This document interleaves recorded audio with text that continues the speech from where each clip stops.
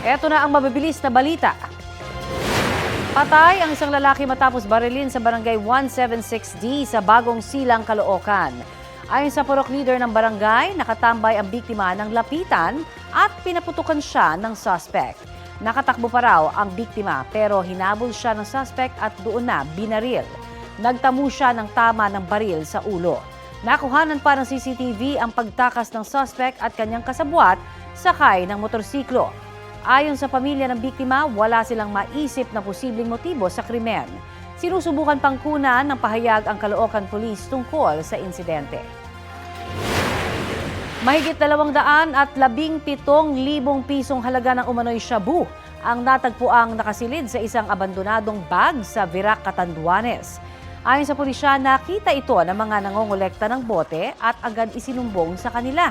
Abot daw sa halos 32 gramo ang drogang nakuha.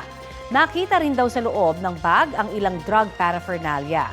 Patuloy ang investigasyon para alamin kung sino ang nag-iwan ng bag. Kapuso, para sa mga maiinit na balita, mag-subscribe sa GMA Integrated News sa YouTube. Sa mga kapuso naman abroad, subaybayan nyo kami sa GMA Pinoy TV at sa www.gmanews.tv.